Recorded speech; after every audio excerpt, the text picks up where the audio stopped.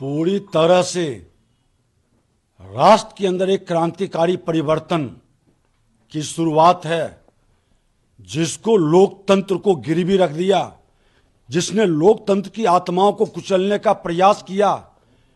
1952 से 1967 के पहले तक वन नेशन वन इलेक्शन था, लोकतंत्र मजबूत हो रहा था, विकास की गति बढ़ रही थी, करप्शन पर रोक लगा था। ये बार बार परिवारवाद की जमींदारी की मानसिकता वाले लोग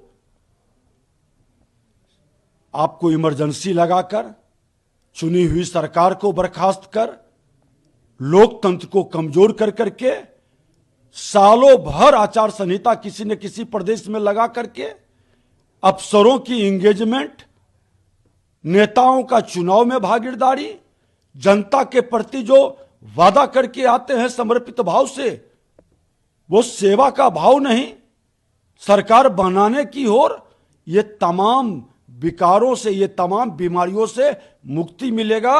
वन नेशन वन इलेक्शन राष्ट्र हित में है। और प्रधानमंत्री जी को धन्यवाद देते हैं कि आप एक एक कदम राष्ट्र के हित में उठा रहे हैं। सचमुच में लगता है कि 21वीं सदी का भारत बनाने का, जो स्वामी विवेकानंद जी, उनका भी नाम नरेंद्र था और आपका भी नरेंद्र है, आप आकर के उसको साकार कर रहे हैं।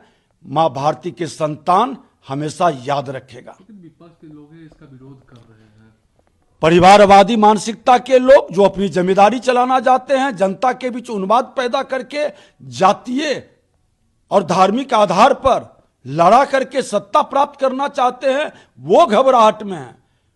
जब पूरे देश में यह माहौल चलेगा तो उन्माद पैदा नहीं कर पाएगा, जातीय और धार्मिक उन्माद नहीं पैदा हो पाएगा। राष्ट्र के हित में जनता निर्णय लेगी।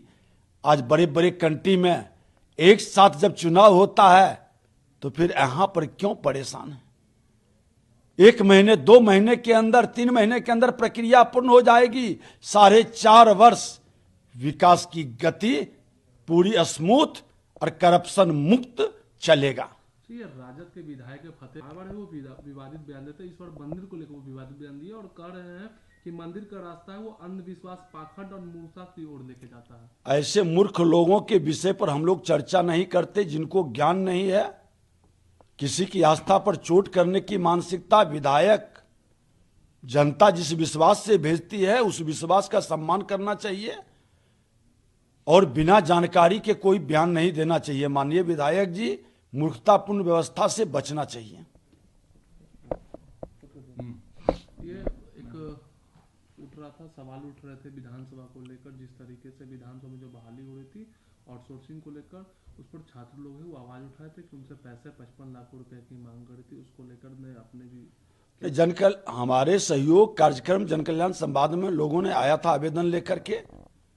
हमने कहा भी था कि हम विधानसभा के माननीय अध्यक्ष जी से कहेंगे कि इस प्रक्रिया को सरकार के सरकारी संस्था जो बहाली की नियुक्ति की है, आप उसके माध्यम से कराएं, क्योंकि राजद के जब विधानसभा अध्यक्ष राजद की सत्ता में थे, उनका विधानसभा अध्यक्ष के समय भी बहाली की पूरी जोर शोर से, हमने उस समय भी आग्रह किया था, मुख्यमंत्री जी को भी पत्र लिखा था, बाद में वो रद्द भी हुआ। और ये प्रक्रिया पूरी पारदर्शिता से, लोगों को प्रश्न उठाने का अवसर ही नहीं मिलेगा।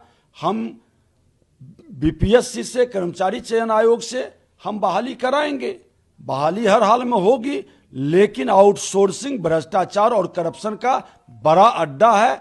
ये बोली लगाता है, प्रतिभा का दमन करता है, पैसे की वसूली करता है। ये पहले कई बार संज्ञान में आया है। अभी स्वास्थ्य विभाग का जो आया है CHO वाला, उसके अंदर भी आउटसोर्सिंग वाले का कमाल देखा है। इसलिए आउटसोर्सिंग और नियम विरुद्ध जो भी इसमें सम्मिलित होंगे, हम आग्रह करेंगे कि इस चीज को रोका जाए। ऐसे लोगों पर कार्रवाई होनी चाहिए। निश्चित तौर पर ऐसे एजेंसी को कतई अवसर नहीं मिले बिहारी को बदनाम करने के, इसका प्रतिभा को दमन करने का कहीं भी मौका नहीं मिलेगा। हम आग्रह करेंगे।